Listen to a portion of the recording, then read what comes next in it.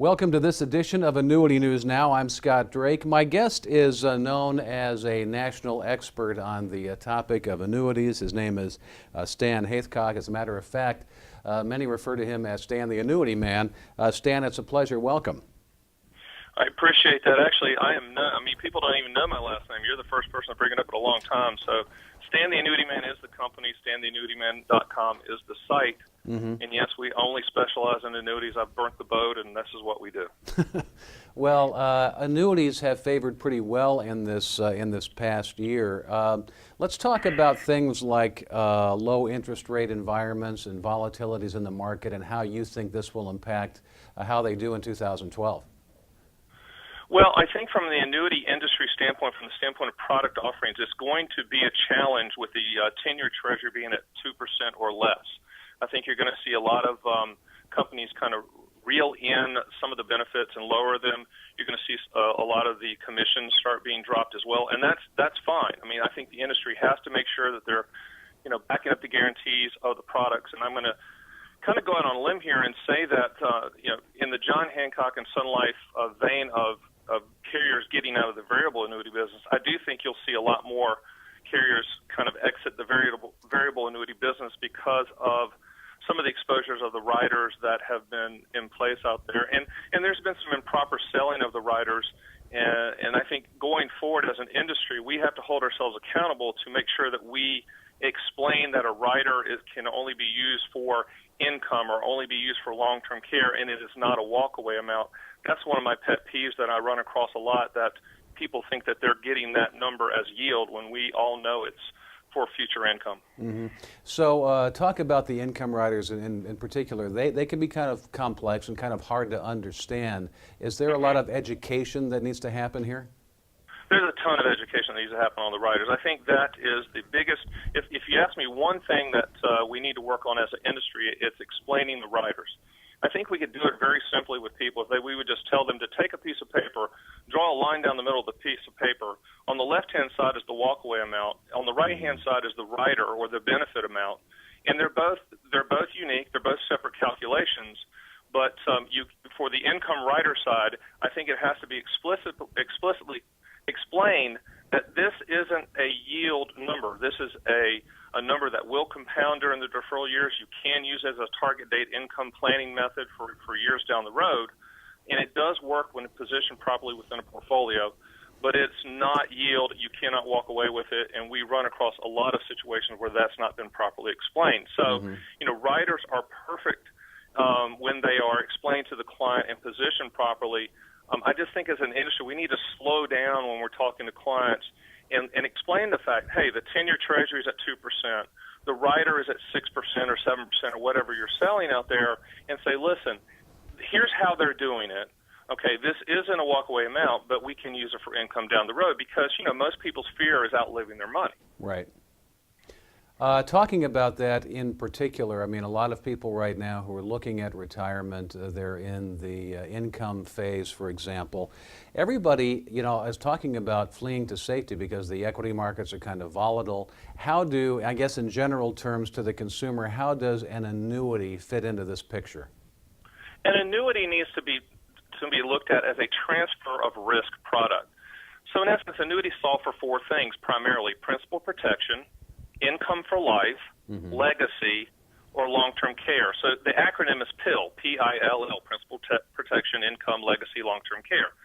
So if you need to solve for those situations, you're going to try to find a carrier that's going to solve for that contractually, not in a hypothetical, contractually. What does the contract say? What does the policy say?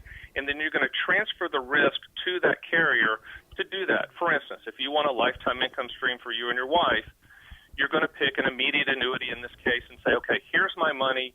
We want you to pay us for the rest of our lives, and we're going to structure it so that no money's left on the table for the insurance company.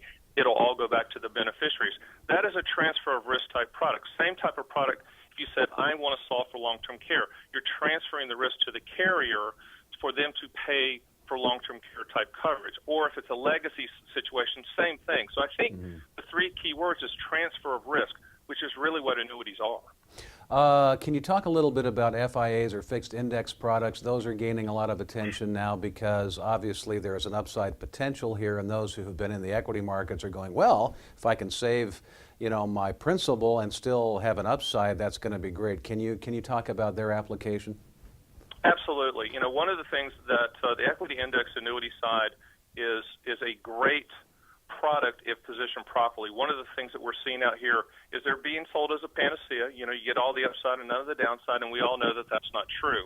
You get limited upside, you get none of the downside, you do get lock-in values, but that needs to be explained. But for people that are looking for principal protection, participation somewhat in the market with some upside but not a ton of upside, equity index annuities work perfectly. I just think that as an industry, we need to kind of reel in the hypotheticals that people show to clients. For instance, on the monthly sum type calculation, if the cap is 2% every month, I don't think agents should be out there saying you could get 24%. Let's look at the realistic returns, the Wharton returns of 4 to 6% on average for equity index annuities. I think that's great, and I think if it's explained, in a reasonable manner to a person, say, here's how it works, here's what you expect, and frame their expectations in a realistic manner, people are going to love equity index annuities, from the standpoint of fees. And if you compare them side by side to, say, variable annuities, it's actually more cost efficient to place riders on fixed index annuities than variable annuities, just looking at them side by side. Mm-hmm. It sounds like you are, in favor of having a lot more transparency, even perhaps it sounds like even more regulation. Is that correct? Absolutely. We need more. I think we need more. We need, coming from a person who doesn't want a lot of government involvement, annuities they need to be regulated from the standpoint of how people present them. I think the qualifications of who are selling them, I'm not sure where that goes, but I do think that a lot of people that are selling, for instance, fixed index annuities don't have the background in the financial services industry or in the financial services part in general to even be qualified to talk about money. That's just my opinion. I mean, my background is I came from the wirehouse industry with Morgan Stanley and UBS and those type of places. Annuities fit in a portfolio. They should not be sold as all of the portfolio. Mm-hmm. It's a portion. It's almost a non-correlated asset on the fixed side. Mm-hmm.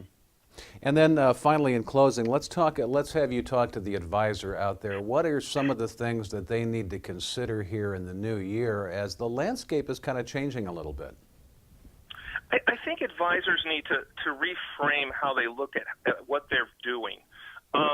Instead of trying to think about how much premium you're writing or how many inner circles you're trying to get or how many trips you're trying to go on, I need you to reframe things. Why don't you look at it and say, how much income contractually are my clients receiving on a monthly basis? How much legacy have I put in contractually that my clients are going to receive down the road? How much long-term care? How much target date income? Reverse it. Look at your practice and say, how much income or how much in dollar benefits have my clients received contractually or are receiving contractually, and then build upon that. And when you go see clients, you say, listen, here's what I do. I solve problems. I solve problems contractually. I transfer the risk, and here's the bottom line of what I'm giving to my clients. And what I'm giving to my clients is contractually this amount of money. For instance, for me, my clients on a monthly basis receive over $3 million in income payments every month, month after month. I have over $250 million in legacy contractual guarantees in place. I've got over $20 million in long-term care contractually in place. I've got over $5 million a month in target date income that's going to kick in 5 years from now and beyond. I know exactly what those numbers are for my client. I wish as an industry that we would look at it more because that's what we're bringing to the table. We're bringing peace of mind. We're bringing lifestyle. We're bringing transfer of risk. We're bringing, nights that they don't stay up worrying about the market. That's what we do. So let's stop looking at the industry as how much premium did I write. Let's start looking at how much benefits did I give. And in this new age of technology, from a marketing standpoint, do you think social media, online, the internet plays a significant role in that marketing? I'm not sure. I think we're early in the game with that. I still think at the end of the day, it's a face-to-face contact sport where you got to sit at the kitchen table, look at the people in the face, At the end of the day, we're talking about people's money. But I do think that the social media is going to be more of a foundation for the person to maybe get to know the advisor better and understand who they are. That's where it's going to be for probably the next 2 to 3 years. All right, Stan, a great pleasure. Thank you so much. You take care. I really appreciate the time. Call anytime.